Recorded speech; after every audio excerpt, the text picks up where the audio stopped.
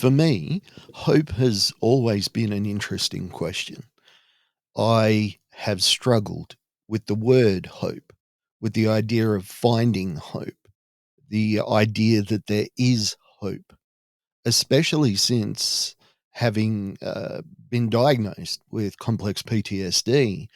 I have struggled to see where hope can be and how I can have it.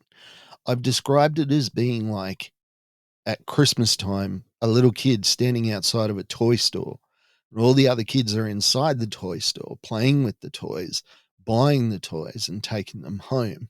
Whereas I'm the poor kid out the front with no money that can only look and see other people enjoy those toys, that hope.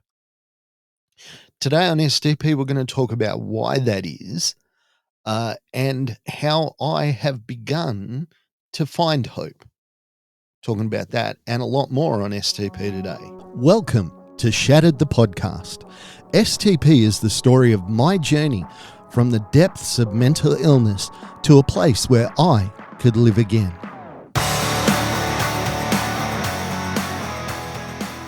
G'day, and welcome to Shattered the Podcast. I'm Mark. We got a show for you today which has been many years in the development. I have struggled with the concept of hope.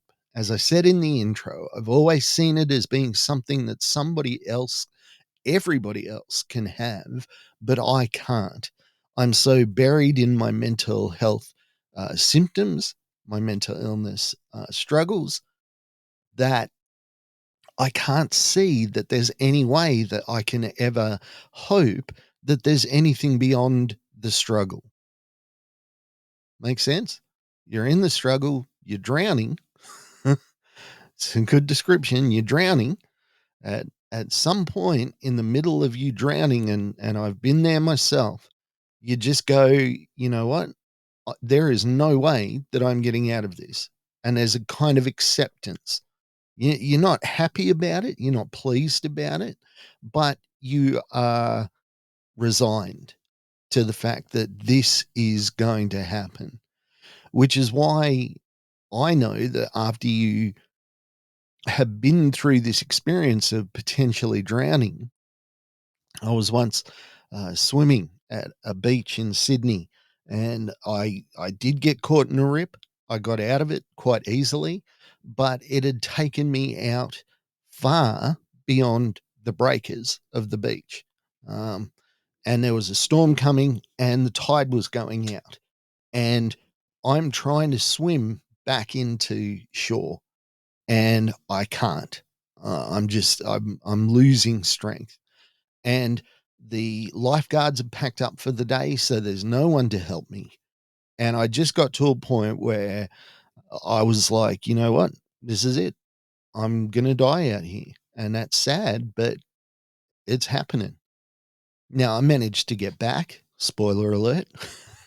But when I was lying on the beach, exhausted, panting, there was a crazy joy that I experienced. The idea that I am back on land. I am not going to drown. Uh, there was something, primal in that cheating death. Now, the thing about that is when you have a mental illness, you're in that point where you feel like you're drowning all the time. Everything is too much. There's no way that you're going to be able to overcome this. You've struggled for so long and so hard. You've done your absolute best and you've gotten nowhere. Now, what I want to do here is I want to expose that lie, a lie that I'd told myself and a lie that I believed for many years until, of all things, I had a relapse. It's no secret that before Christmas last year, my medication just stopped working for me for whatever reason. And I was basically reliving the worst of my symptoms. And my wife reminded me that I was sitting in with the doctor and he said, "How are you feeling now?" And I said, "You know what? I can kind of understand hope because I forgot how bad it was. See, when you're sitting on the shore after drowning, it seems ridiculous. It's just water, and you've been in the water many times. How could you possibly have got stuck?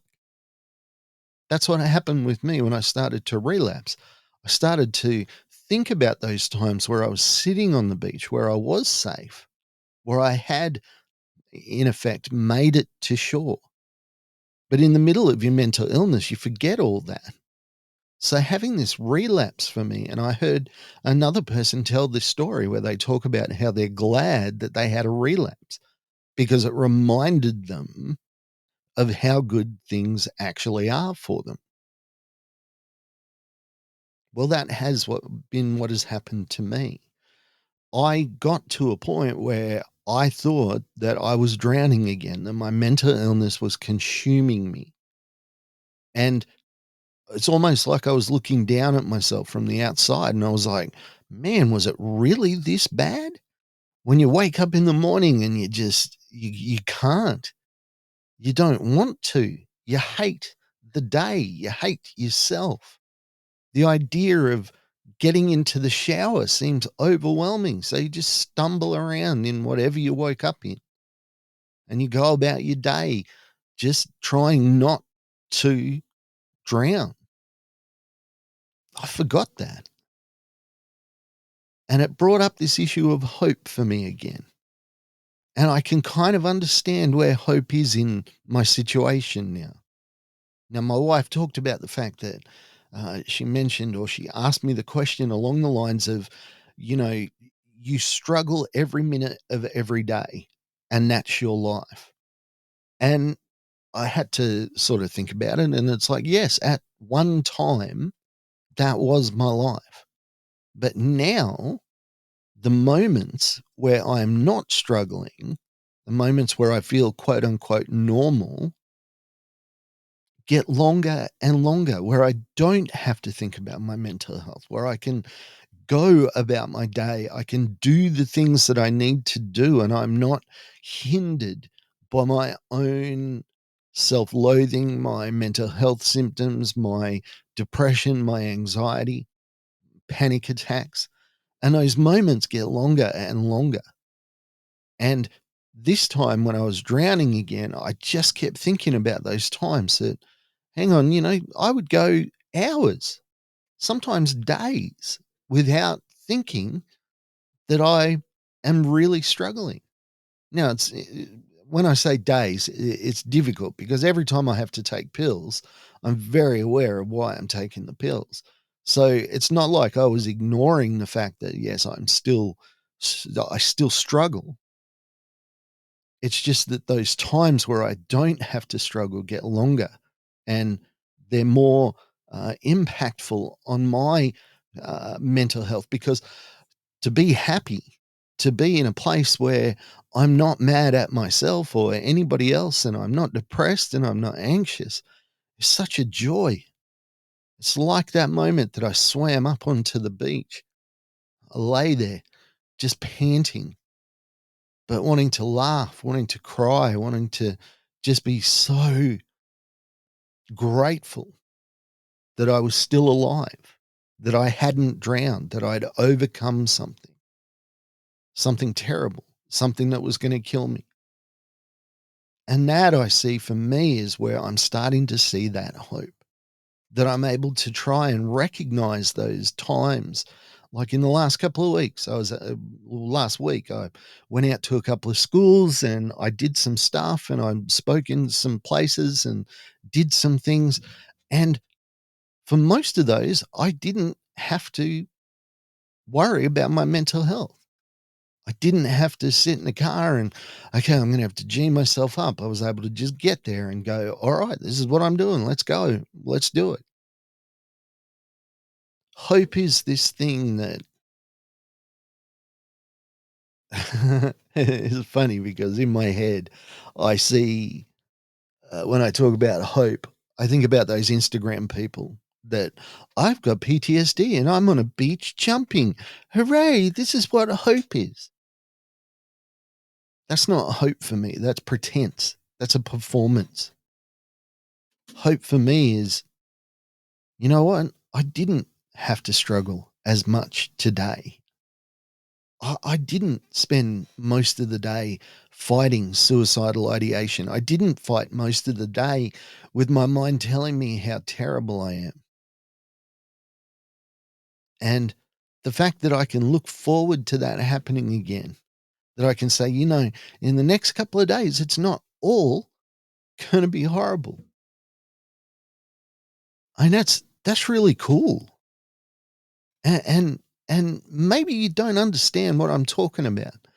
But I know that there's people struggling out there that will listen to this and go, holy crap, I feel exactly the same way.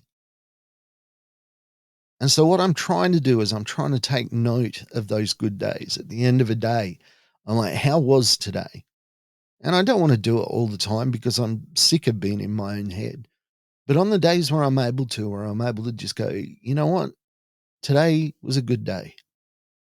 This moment was a good moment. This time that I had at this place, it was a good time. It seems like a weird thing to be hopeful about.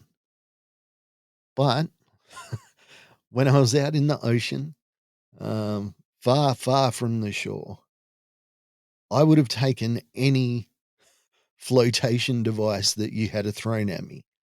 I hate bodyboards. As an old surfer, you just grow up hating boogie boards. You have to, because there's no skill involved in a boogie board. But I would have taken a boogie board. I would have taken a dinghy. I would have taken a boat. I would have taken a log. I'd have taken anything.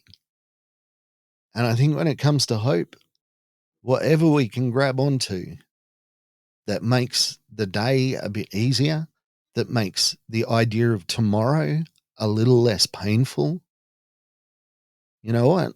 I'll take it. And if that means that I have to start embracing the word hope, trying to get over my distaste for that actual word, then that's what I'm going to do. Hey, thanks for listening. Like, share, subscribe, all that sort of good stuff. If you're keen to help us out, you can support us on Patreon. You can buy my book. All the details are in the description of this podcast. Have a great day. I'll talk to you soon. Hey, thanks for joining us on Shattered the Podcast. I'm Mark. Special thanks to my producer, Meredith Brosnan, and also to Torian, Kevin, and Lorraine. And we can't forget the amazing band Adelaide, who let us use their song as our theme. For more information, check us out on all your socials, STP Shattered the Podcast.